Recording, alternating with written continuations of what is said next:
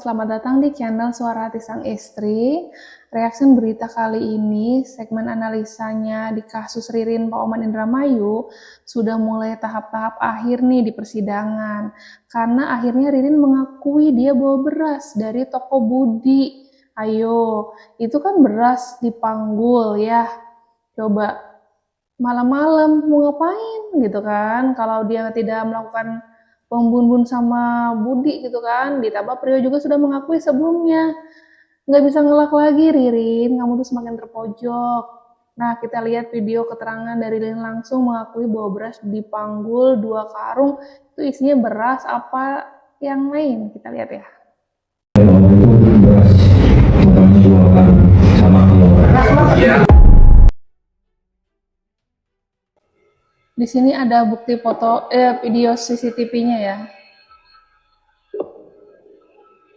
Tuh.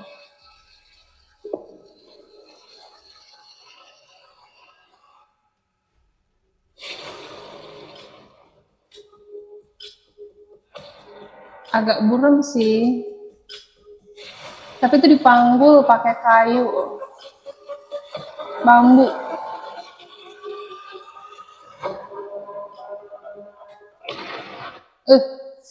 Ririn, dari cara kamu bilang sudah mengakui beberapa saja, gimana polisi nggak makin tahu cara kamu beralibi gitu kan ya. Dan untuk pengacara Tony RM, nggak bisa selalu disamakan dengan kasus-kasus yang lainnya, nggak selalu katanya-katanya, atau nggak selalu pembunuh itu tuh seperti sebelumnya salah tangkap gitu kan ya di kasus yang sebelumnya tuh.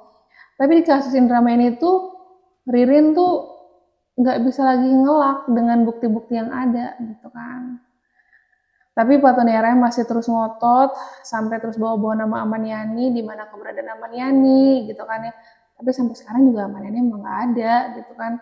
Belum ketangkep-tangkep kan, polisi pun tidak mencari Aman Yani, apa memang sulit ditemukan gitu.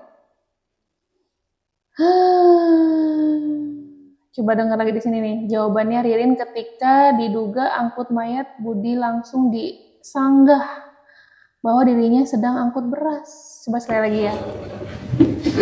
Itu jawaban Ririn detailnya.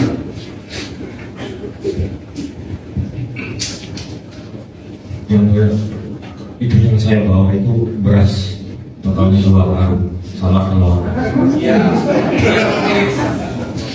Jadi bagian pertanyaannya, apakah saksi mengetahui yang dibawa itu adalah beras dan telur? Ini kan saksi ya, itu kan tangan. Tidak apa dijawab, jawabnya tahu tidak tahu gitu. Tidak tahu. Ada pertanyaan lain?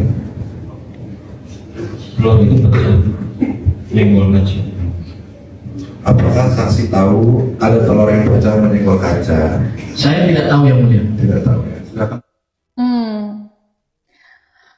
Pada saat persidangan juga tampaknya di situ semua yang melihat saksi perkataannya Ririn tuh meragukan gitu kan. Dan memang CCTV tidak kuat bukti menunjukkan itu adalah almarhum Budi gitu kan. Rekaman awal ini juga memakai jaket blue jeans, kenapa di ruko hanya kaos? Itu juga jadi pertanyaan. Jadi kayak kemana kan gitu, aduh banyak yang janggal gitu, ini CCTV-nya juga masih kurang meyakinkan gitu kan. Lihat lagi keterangan berikutnya di sini ya. Kalau Ririn tuh kan dikuliti tuh handphonenya, nomor handphonenya, isinya menggunakan aplikasi apa aja, sampai dia punya plan apa aja tuh di handphone bisa ketahuan, dan beberapa chat yang sebelumnya dihapus. Itu ketika penyidik sedang mencari informasi lebih jauh di isi handphonenya Ririn ya, sampai drama di ruang sidang tuh keluar kata-kata setan keluar dari mulut penyidik. Kenapa ya? Dituduh sengaja menghapus barang bukti, penyidik Polres Indramayu juga jawab dengan nada kesal hingga sebut kata setan itu. Suasana langsung riuh, namun ketegangan mencapai puncaknya saat ini penyidik mengeluarkan senjata pamungkas. Hasil selebrate HP terdakwa Ririn akhirnya dibuka secara transparan. Siapa yang sebenarnya panik sekarang kan? bener-bener dikuliti isi handphonenya Ririn. Nah, selain CCTV yang tadi ya, dia manggul bilangnya beras gitu kan, sekarang isi handphonenya juga udah kita lihat bareng di sini. Dan nanti ada perubahan nomor itu bisa terlihat dari hasil pemeriksaan digital forensik dalam bentuk selebrat itu. Ya, artinya Tidak ada nomor tri atau nomor setan lainnya sih. artinya memang untuk nomor hasil selebrat tersebut memang sudah diekstraksi dari awal ya. Sudah diredaksi, saya kirim tanggal 19 dan dilakukan redaksi tanggal 20 oleh Puslapor Mabes Polri. Kemudian kenapa Mak, sampai sekarang nomor WA tersebut tidak bisa kita buka? Ketika kemarin saya melakukan penelusuran web dari web Meta, yaitu perusahaan dari WhatsApp. Di situ terjelas dalam frekuensi WA, frekuensi asli ditanyakan oleh pengguna WhatsApp, menyatakan bahwa selama 120 hari WA tidak digunakan, dia akan log out sendiri. Itu yang menjelaskan Meta, perusahaan yang menaungi dari WhatsApp. Seperti itu. Makanya Betul. memang itu langsung keluar. Betul. Kenapa itu tidak bisa dimasukkan lagi dengan nomor dengan WA dari si terdakwa ini? Karena sudah tidak ada simpatnya, Jadi berbeda singkatnya berbeda simpat. dari nomor WA yang dilakukannya. Betul, Jadi tidak bisa untuk dibuka. tidak bisa. Tidak bisa dibuka.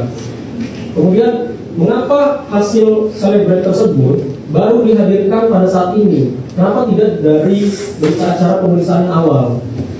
Seperti yang saya sudah jelaskan dalam pemeriksaan terdakwa Priyo, saya ulangi lagi penjelasannya bahwa tujuan saya sebagai penyidik memeriksakan HP tersebut untuk menentukan ada atau tidaknya percakapan Priyo, Ririn, terdakwa Ririn dengan saksi korban Budi. Dalam BAP menceritakan bahwa Ririn menghubungi intent dengan Budi, begitu. Itu tujuan kami. Namun berdasarkan hasil dari informasi di pemeriksa di sana bahwa tidak ada hubungan informasi WhatsApp dengan Budi dengan Ririn. Sehingga saya menilai tidak signifikan hasilnya, tidak saya lakukan dalam berkas perkara. Itu ya. Betul. Kemudian setelah dari adanya hasil pemeriksaan tersebut, kemudian kan dilakukan analisa oleh saudara ya. Betul. Di hasil ekspor itu, kemudian dari hasil analisa itu tersebut, apakah memang ada kecurigaan bahwa ada keterlibatan dari terdakwa Ririn berdasarkan hasil selebgram itu? Banyak banget. Hanya boleh dijelaskan secara singkat, nanti kita akan perlihatkan satu-satu ya.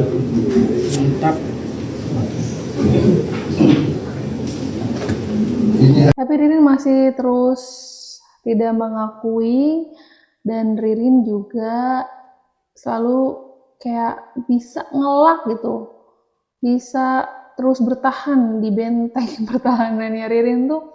Aduh, yang diperiksa nomor simpati, Ririn mengakuinya nomor tri. Ya kan, dari cara membela dirinya sih, Ririn bener-bener sih. Dan terus didampingi sama Tony RM ini juga salut sih. Tony RM terus aja gitu ya, bisa tebel mukanya gitu loh. Nanti ikutin terus update selanjutnya di kasus Ririn ini ya. Makasih yang sudah menonton, bye.